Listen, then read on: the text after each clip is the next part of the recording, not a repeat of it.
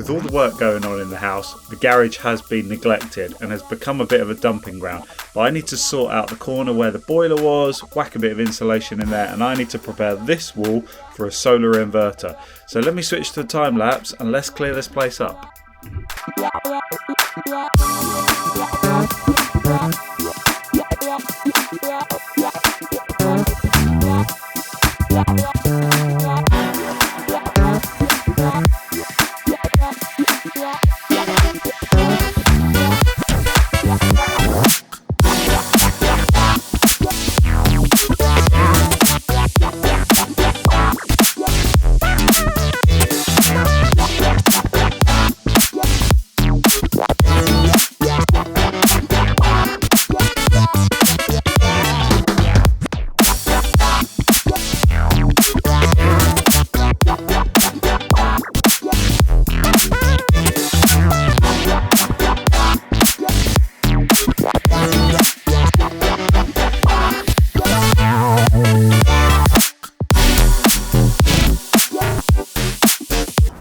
From the ground this all looks fine, but up here it looks very mossy and a few cracked tiles, so let's see what we're going to do.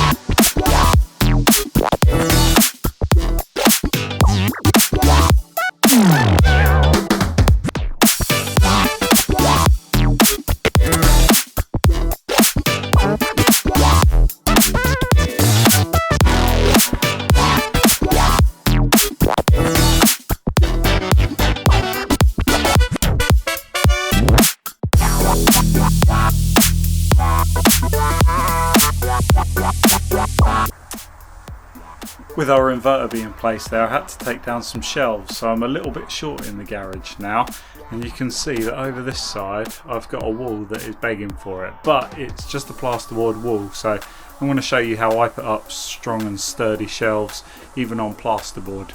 Okay, well, if I bring you down here you can see the kind of rail system that I'm using. It's great channel, these just hook in, and you can see an example here of it on the wall. But the biggest question is, how do you get these rails really sturdy on the wall so you don't have to worry about weight? And the only way really is to pick up the stud work. So you can see every single one of these along here, every single one is screwed directly into a stud with big, like 5x50mm screws at least, sometimes even bigger. And then I've just got a little bit of laminate chipboard on there for shelving. So had to take down all the shelving around here, and now I've got to get it up on there. I'll show you how I pick up the studs, because although I've got an electronic stud finder, there is a better way than that. And this here is how you do it. This is a super strong neodymium magnet which is covered in masking tape. It's probably time for a fresh bit of masking tape over it, and this will pick up any of the screw heads that are holding your plasterboard on. I'll give you a little example over here where you'll be able to see better, and then I'll show you how I get on the other side. So I know I've already marked the stud here from the previous, so it's giving the game away, but if you just slide this left to right, oh, straight away, we picked up a screw there, and then you can mark it. And if you want to check to make sure that it's definitely, you can just sweep it across. There you go, there's another one, and then you can draw a straight line between that and that one there. If on occasion there's something else in the wall that's magnetic, which most of the time it won't be because it'll be like copper pipes and like non-ferrous metals, you'll be able to see that there is a consistent pattern anyway on the vertical line. You'll be able to see screw, screw, screw. You just keep finding the screws all in that straight line. And that has always been a sure method for me, even when the digital stud finders are a bit patchy.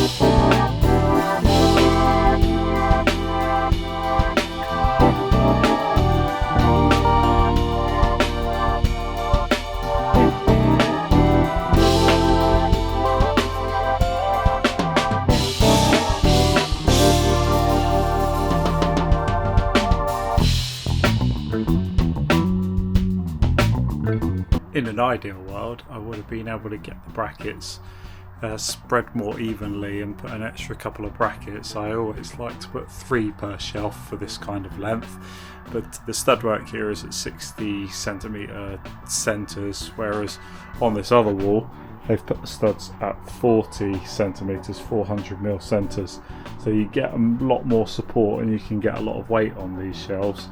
I mean, not that I'm trying to stack it up with weight, actually. Most of the weight I put on the proper racking over there, and most of this stuff is light, but I just don't want to have to worry about something coming down. So anyway, two brackets per shelf, and I've got like these ones over here. There's 4 screws in each stud, 50mm long screws.